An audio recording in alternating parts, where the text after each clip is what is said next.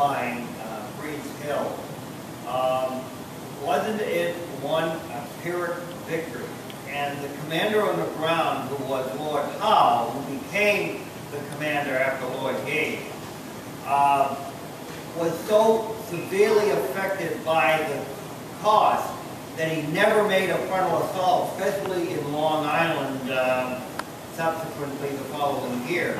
So in one sense, you accomplished the battle, but the other thing is we affected your mindset. You never made a frontal attack on American position for the rest of the war.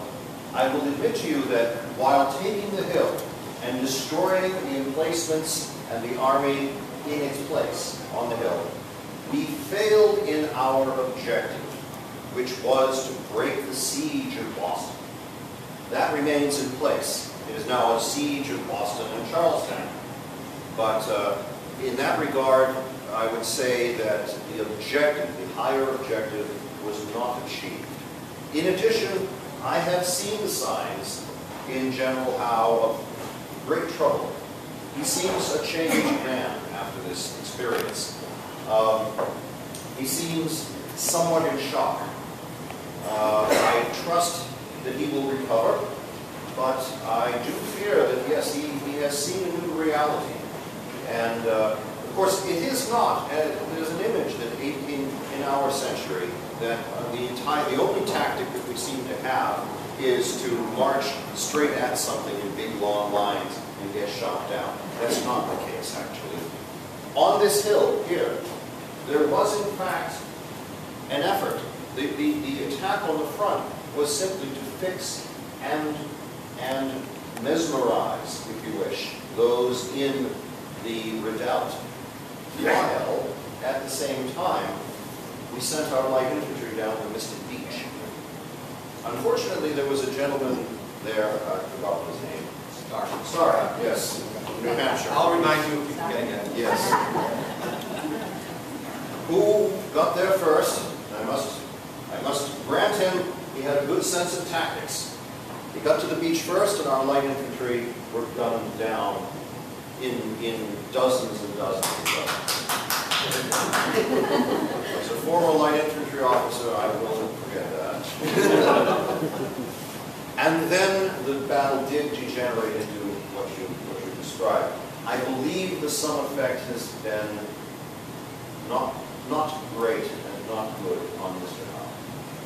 So we shall see how he performs. I have a subsequent question about General Clinton, who was three commanders on the field too.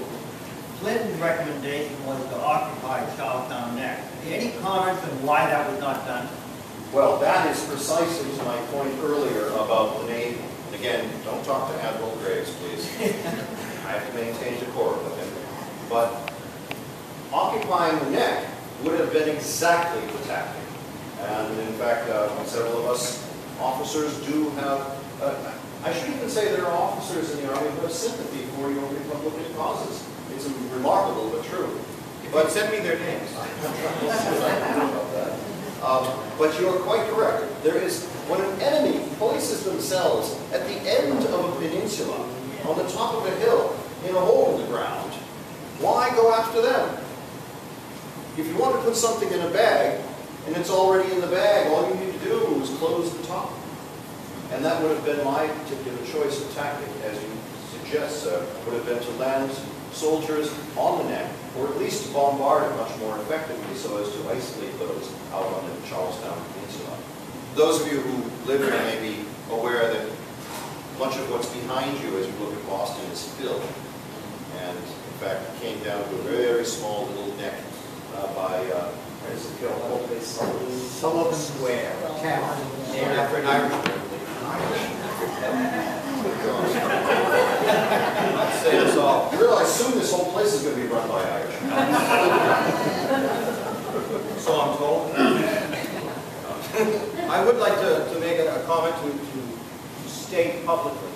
There has been quite a bit of rumor, discussion about many of the American troops, specifically those in Colonel Stark's regiment, particularly aiming for, picking for, targeting officers.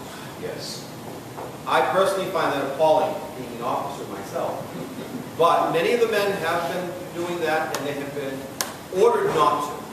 However, the men from New Hampshire are hard to handle, frontiersmen, woodsmen, and it was very difficult, but they have been ordered from this point on, specifically, not to order officers, because I believe there was a high percentage of officers that were killed or wounded. Yes, they were. At the Hill. Yes, and that, well, in the end, you're simply going to, you will get new officers. We can create new officers for protocol, but some of the officers that are being shot down are simply doing their job, as are many of your men. Some of them, as I say, do have sympathy, and you have sympathy in Parliament also. These battles are not going to help that. I wish we had some sympathy with Lord North. Yes, well, government is what it is sometimes. We've talked about the effect of the battle on the psychology of General William Howe. Has there been any effect you've seen on the psychology of the division soldiers or their commanders? How do they look upon the events of June 17th? Well, there are a number of reports that old Putt, General Putnam, was a hero. There are a number of reports saying that he was a coward. A number of reports saying that he was in overall command. A number of reports saying that Colonel Prescott was in command. And again, it leads to the original statement that there was a great lack of communication. However, coming in as the Chaarlestown men were from Cambridge, from Beechmere Point, we were immediately sent over to General Putnam. And General Putnam was as close to having a conniption as one would find. He was as if he was the devil ranting and raving before the Lord on Judgment Day, trying to get troops to move forward. And all were saying, I'm from Massachusetts, I'm from Connecticut, I don't have to listen to you. So with that great confusion, I'm hoping now that after this battle has been taking place, that we will form a little bit more of a cohesive structure. General Putnam has taken a lot of credit, and well deserved. But Colonel Prescott, as far as I'm concerned, saved many men that day, made his statement, and proved to Great Britain, proved to Massachusetts and those in Virginia, who sometimes Virginia seems further away than Great Britain, that we are here to stay. We are not going to give in. The agreements, the attempt to solve this peacefully, as I've said many times, sadly, I wish it could be done that way. But I fear that it will not end.